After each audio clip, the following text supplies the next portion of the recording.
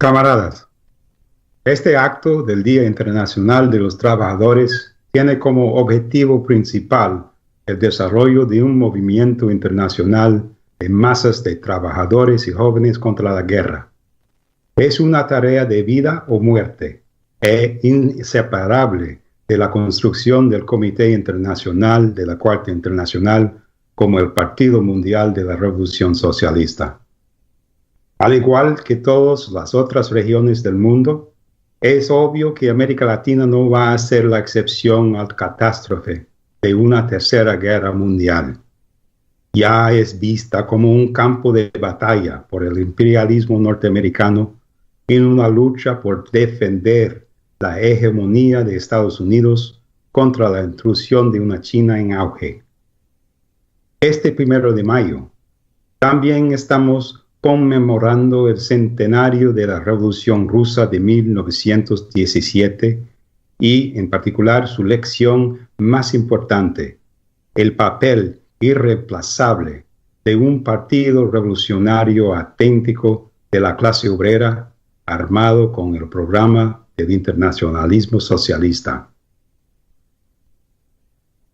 El movimiento trotskista, organizado en el Comité Internacional de la Cuarta Internacional, ha sido el único que ha defendido esta perspectiva en oposición a los intentos del revisionismo pablista para liquidar la Cuarta Internacional y subordinar a la clase obrera al estalinismo, la socialdemocracia y el nacionalismo burgués. En América Latina acontecieron los mayores intentos para imponer estas teorías y buscan sustituir la construcción de un partido revolucionario, el cual es posible únicamente a través de una lucha política implacable en la clase obrera y una lucha teórica contra el oportunismo. El año pasado fuimos testigos de una serie de hitos históricos que significaron la culminación de estos proyectos políticos sobre los cuales se establecieron los ataques revisionistas contra la Cuarta Internacional. La muerte de Fidel Castro a los 90 años de edad tuvo lugar mientras estratos gobernantes de Cuba buscan reacercarse a Washington para defender su poder y privilegios a través del ingreso de capital estadounidense y a expensas de la clase obrera cubana. A pesar de la heroica resistencia del pueblo cubano ante la agresión de Estados Unidos, dicha revolución, como todos los otros movimientos nacionalistas burgueses y luchas de liberación nacional, ha llegado a un callejón sin salida. No pudo resolver los problemas fundamentales arraigados en la opresión imperialista de Cuba. Sin embargo, el legado del castrismo no puede evaluarse solamente a través del prisma cubano. Este desempeñó un papel aún más catastrófico en el resto de América Latina, donde grupos nacionalistas de izquierda, con el apoyo de radicales pequeñoburgueses en Europa y América del Norte, avanzaron la teoría de que la Revolución cubana representaba un nuevo camino hacia el socialismo, sin la intervención política consciente e independiente de la clase obrera, ni la construcción de partidos revolucionarios marxistas. La llegada de Castro al poder supuestamente demostró que las guerrillas dirigidas por nacionalistas de la pequeña burguesía y basadas en el campesinado se podían convertir en marxistas naturales. Serían obligados a llevar a cabo una revolución socialista bajo la presión de los acontecimientos objetivos, reduciendo el papel de la clase obrera al de un espectador pasivo. Esta perspectiva falsa fue promovida con el mayor entusiasmo por la tendencia revisionista pablista, que se originó dentro de la Cuarta Internacional bajo el liderazgo de Ernest Mandel en Europa y Joseph Hansen en Estados Unidos. Posteriormente se los unió Nahuel Moreno en Argentina. El Comité Internacional de la Cuarta Internacional luchó intransigentemente contra la perspectiva pablista, insistiendo que el castrismo no representaba un camino hacia el socialismo. Advirtió además que la glorificación del castrismo por parte de los pablistas constituía un rechazo a la concepción histórica y teórica de la revolución socialista establecida por Marx, que la emancipación de la clase obrera le corresponde al proletariado mismo. Estas advertencias fueron confirmadas de forma trágica en América Latina. Las teorías promovidas por los pablistas contribuyeron a alejar a una capa radicalizada de estudiantes y jóvenes trabajadores de la lucha por movilizar a la clase obrera contra el capitalismo. Los encaminaron a conflictos armados suicidas que cobraron miles de vidas y desorientaron al movimiento obrero, abriendo paso así a dictaduras militares fascistas.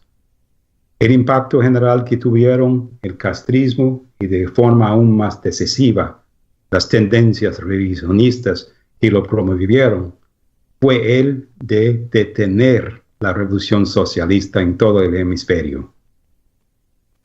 Mientras tanto, en Venezuela, estamos viendo la agonía mortal del chavismo en los enfrentamientos cada vez más violentos entre dos facciones rivales de la burguesía nacional, las cuales temen ante todo un levantamiento revolucionario de la clase obrera. Las mismas capas que escudaron al castrismo también fomentaron ilusiones sobre la revolución bolivariana, un movimiento nacionalista burgués basado en los militares. Por casi 2 décadas ha defendido la propiedad privada y sobre todo los intereses del capital financiero en Venezuela, algo que continúan haciendo mientras los trabajadores se enfrentan a condiciones de desempleo y hambre.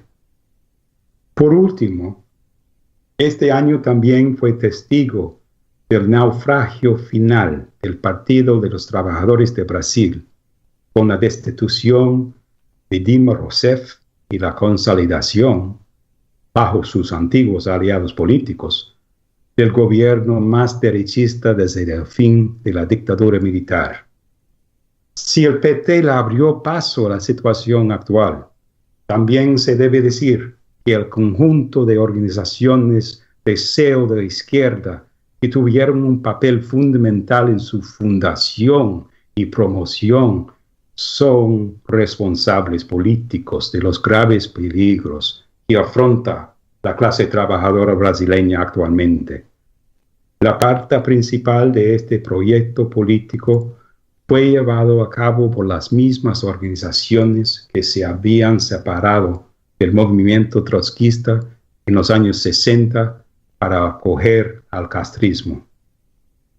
En los últimos días del régimen militar brasileño, bajo condiciones de huelgas de masas y luchas militantes de los estudiantes, dichas fuerzas se unieron a secciones de las cúpulas sindicales, la Iglesia Católica y de académicos de izquierda para fundar el PT. Una vez más, habían descubierto un nuevo camino al socialismo sin la necesidad de construir un partido revolucionario y luchar por la conciencia socialista de la clase obrera. El PT supuestamente les iba a conceder una vía parlamentaria brasileña hacia el socialismo, cuyo final sin salida ya ha sido alcanzado.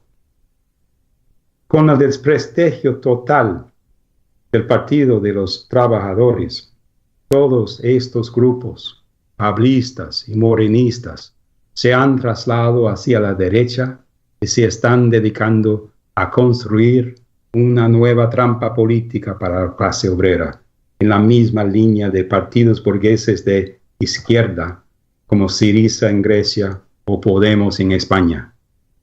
Pero, a pesar de sus esfuerzos, se avecinan luchas de clase explosivas, tanto en Brasil como en el resto de Latinoamérica.